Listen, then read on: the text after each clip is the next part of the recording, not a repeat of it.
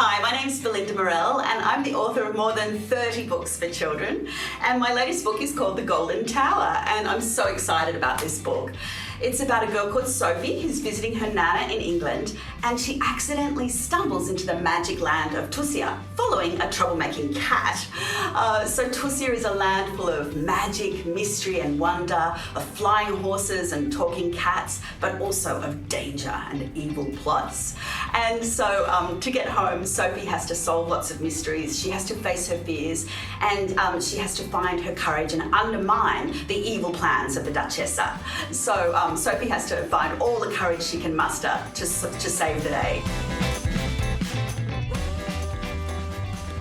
Well, I was travelling with my family in Italy a couple of years ago, and we were exploring the beautiful countryside and the historic hillside towns in Tuscany with its castles and its fortified walls and its towers, and we just absolutely loved it. It's so beautiful. So I decided I wanted to write a story set in Italy, set in this gorgeous landscape, but a story that was full of danger and adventure and mystery and magic. And so that was where I very first got the idea for it. And I was also really inspired by the folklore and the fairy tales of Italy, and so I loved the way that in Italian fairy tales the fair maidens don't hang around waiting for the charming prince to rescue them. They have the courage and the wits to save themselves, and so it was this combination of ideas that I discovered travelling in Italy that inspired me to write this book. That is such a hard question because I love all of my characters, so it's very hard to choose a favourite character. I love Isabella because she's strong and she's feisty. She knows exactly who she is and what she wants to achieve. She's not very good at accepting help. I also love Nico because he's kind and caring and he's funny and he's such a good friend, especially when things get really tough. But who wouldn't love a sword-wielding nonna and a sarcastic talking cat? So I love all the characters. I think perhaps I relate very much to Sophie, and I think that she's a lot like I was when I was young. I think Sophie's, she doubts herself. She's been bullied at school, so she really lacks in confidence and she doesn't know if she's any good. So I think it's the way that she learns to find her bravery and to trust her own special talents and become stronger. I think that's a really beautiful journey, so I think I really relate to Sophie. I think my favourite scene might be the scene where Sophie meets the Mazzamorelli. And so all the servants in the palazzo are talking about these little people, these little fairy people called the Mazzamorelli, and apparently they're like little brownies or little leprechauns, and they scare people, they play tricks, they steal things.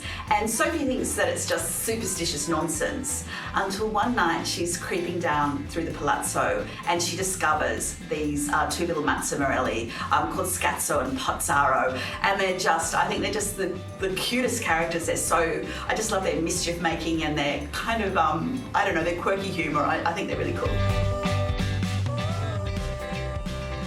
The real life Mazzamorelli. And so I was with my family, we were walking in Trastevere in Rome, and we saw this little alleyway and it had a street sign that said Vicolo de Mazzamorelli. And I made a joke to my kids and I said, look, this little alleyway must be named after us, the Murrell family.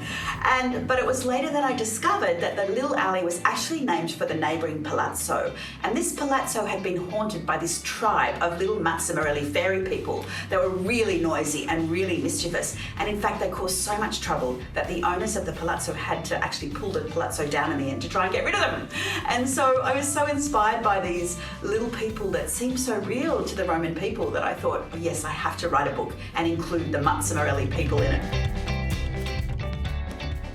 This story is really close to my heart because it was such a joy to spend so long creating the magical land of Tussia with its flying horses and its talking cats and its mythical creatures. I absolutely loved spending all this time creating this world. It's got all the ingredients that I love in a book. It's got adventure and danger. It's got, great characters that you love. It's got fabulous feasts. It's got just all the things that I love about a book, and especially it's got a really scary villain that you can love to hate. And so I think the other thing I love about it is it's about an ordinary girl who has to face her doubts and find her courage and save the day.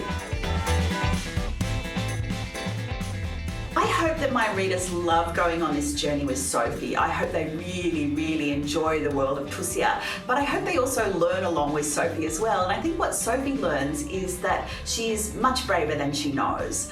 That it's really good for her to face up to her troubles instead of running away and hiding, no matter how scary they seem at the time.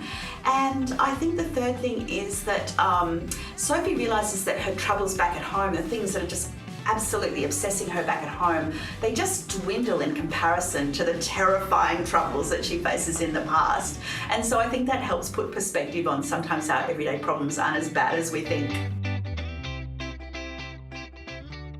My advice for aspiring young writers would be to read as much as you can, to write lots and write different things, but most of all to have lots and lots of fun with your writing. Writing should be a joy.